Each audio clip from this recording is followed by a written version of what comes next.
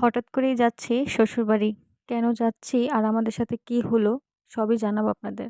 আসসালামু আলাইকুম। কেমন আছেন সবাই? আলহামদুলিল্লাহ আমি অনেক ভালো আছি।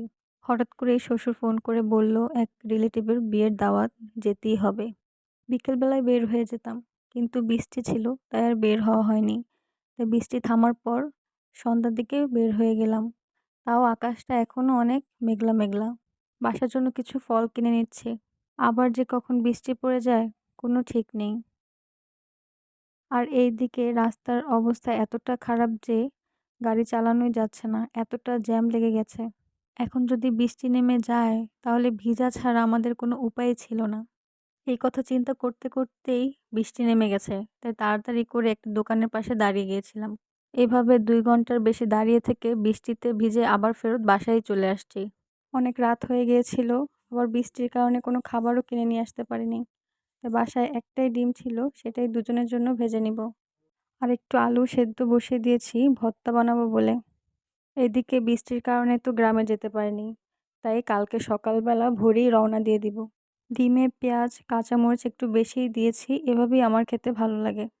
আপনাদের কীভাবে খেতে ভালো লাগে অবশ্যই কমেন্ট করে জানাবেন। এদিকে গ্রামের বাড়িতেও ফোন দিয়ে জানিয়ে দিয়েছি যে আজ আসতে পারবো না বৃষ্টির কারণে, সকালবেলায় রওনা দিব। এই কথা শুনে সবারই মন খারাপ হয়ে গিয়েছে, কিন্তু কি আর করার। আমাদের বাসা থেকে গ্রামের বাড়ি যেতে 1 ঘন্টা লাগে, কিন্তু অনেক রাত হয়ে গিয়েছে, আবার এইদিকে অনেক বৃষ্টি। অ এত রাত্রে যাওয়াটা অনেক রিস্ক হয়ে যায়।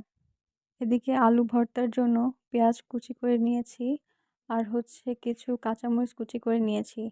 বেশিরভাগ সময় আমরা শুকনো মরিচ দিয়েই খাই, কিন্তু আজকে কেন জানি কাঁচামরিচ দিয়েই খেতে মন চাইলো। খাবারটা খেয়েই আবার তাড়াতাড়ি ঘুমিয়ে যেতে হবে। এখন রাত বাজে ১টা, আমরা ভোরেই রওনা দিয়ে দিব গ্রামের উদ্দেশ্যে। আমাদের গ্রামের বাড়ি কোথায় আর কিভাবে যেতে হয় অবশ্যই আপনাদের সাথে শেয়ার করব। এজন্য আমাদের পেজের সাথেই থাকুন। এদিকে আলু, পেঁয়াজ, কাঁচামরিচ মাখানো হয়ে গিয়েছে। এর ভিতরে সরিষার তেল আর সামান্য পরিমাণ লবণ দিয়ে ভালোভাবে মেখে নিচ্ছি। এই যে এদিকে শর্টকাট আমাদের আলু ভর্তা রেডি হয়ে গিয়েছে। দেখতে কতটা লোভনীয় হয়েছে।